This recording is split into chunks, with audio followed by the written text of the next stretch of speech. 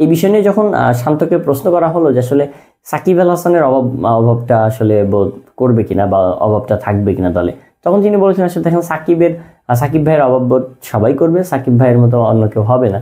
কিন্তু তিনি এই প্রশ্নটায় বিরক্তও হয়ে যান। কেন বিরক্ত হন? একই প্রশ্ন আসলে সাংবাদিকরা অনেকে হয়তো করেছেন যে সাকিবকে আলিসা ইসলাম বা বিপিএর অনেকে বলেছেন যে সাকিবের যেহেতু চিরাং কিংসে খেলার কথা ছিল সেই ইস্যুকে কেন্দ্র করে তখন ইনি অনেকটা মানে বিরক্ত নিয়েই কিন্তু বলেছেন সাকিবের এই বিষয়টা প্রশ্নটা এখানে মানে চ্যাম্পিয়ন্স ট্রফিতে যাওয়ার আগে করাটা কতটা যৌক্তিক সেটা সে প্রশ্ন রেখেছে।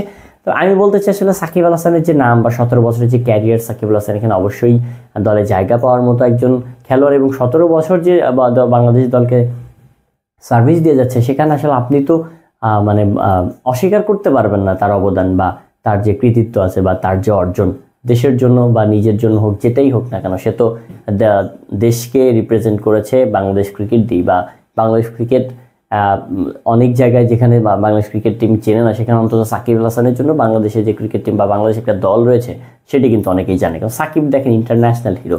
এটা আসলে অনেকে বলেন যে সাকিবের আমরা দালালি বা চামচামি করছি, চামচামি বা দালালি না ভাই, সাকিবের সাথে অন্য কোনো আপনি তুলনা দিতে পারবেন না। দেখেন সাকিব কিন্তু কখনো বললে নাই যে আমাকে মনে রাখেন বা ভুলে যায় না। দেখেন সাকিবের তিনি বলেছেন সাকিবের ফ্যানরা আসলেই সবার সেরা। দেখেন সাকিবের বিপদের সময় তারা সাপোর্ট করে যাচ্ছেন।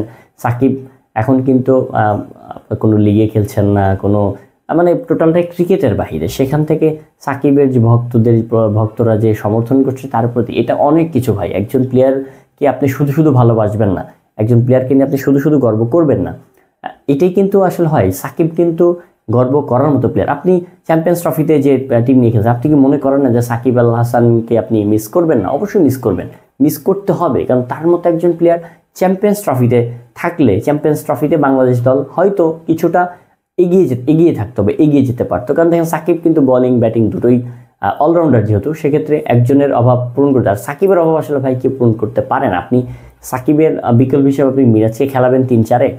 সম্ভব না ভাই। কারণ সাকিব এবং মিরাজ দুই কোয়ালিটি, দুই ক্যাটাগরির প্লেয়ার। সাকিবের সাথে মিরাজের তুলনা হবে, এটা মিরাজ নিজেও স্বীকার করেছেন। তো সাকিবের অভাববোধটা আসলে মিরাজকে দিয়ে আপনি কখনোই পূরণ করতে পারবেন না। চ্যাম্পিয়ন্স ট্রফিতে বাংলাদেশ দল সাকিবের অভাব বোধ ফিল করবে এবং সাকিবকে তারা মিস করবে, এটা চিরন্তন সত্য এবং সত্য কথা।